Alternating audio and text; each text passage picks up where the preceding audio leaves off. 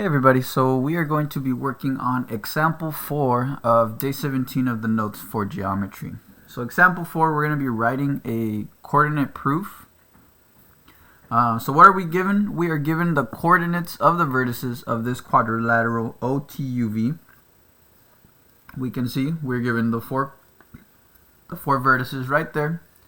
There was also a line right here, and I tried my best to draw it as you see it in your notes. It looks a little bit different, but it should be the same. But look at all the coordinates; they are the same. So how can we start proving that triangle OTU, so this top triangle right here, and UVO, this bottom triangle right here, are congruent, right? So let's see how we're going to do that. So if we want to prove that any triangles are congruent, we're probably going to need sides to be congruent. So what I'm going to do is I'm going to calculate, and I'm going to see if I can find the length of the segment OV. So length of the segment OV has to be equal to, so this segment right here, if I want to figure out what this length is right here, I have to take each of these x values and I have to subtract them.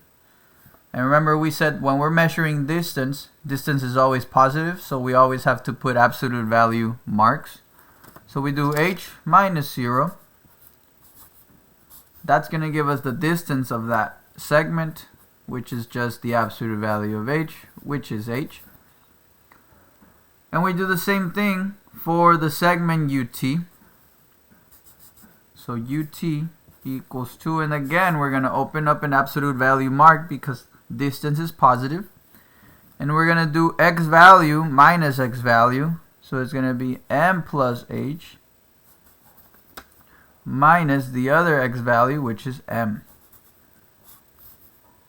So we're going to get that m minus m cancel each other out, and we are left with absolute value of h, which again is h. And so from this we can conclude that segment OV is congruent to segment UT.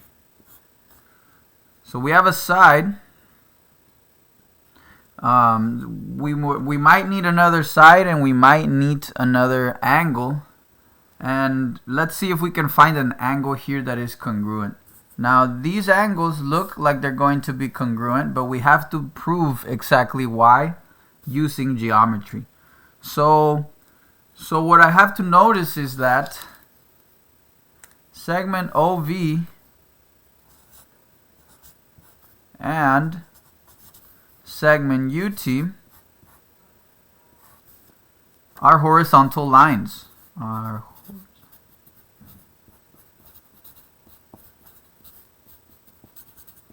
And so what does this tell me? This tells me that their slope is 0.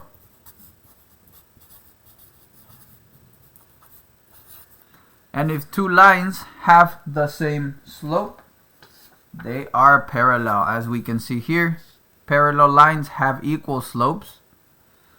So because both of these segments have slope equals to 0, that means that OV is parallel to UT. And if these two are parallel, this tells me that this angle and this angle here are congruent by alternate interior angles theorem, and this angle and this angle here are congruent for the same theorem. Now we don't need both angles, we only need one, and so we're going to say that by alternate interior angle theorem, and we're going to say that angle, let's see, what am I going to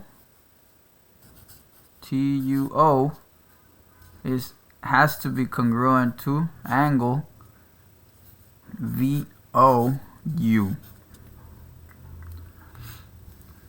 Alright, so we have a side. We now have an angle.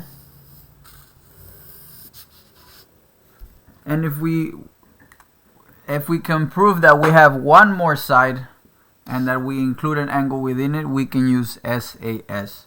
And now we do have a side. In fact, the reflexive property tells me that OU is actually being used twice. So we can actually say that this side right there is congruent on both triangles. And so we can say that by reflexive property,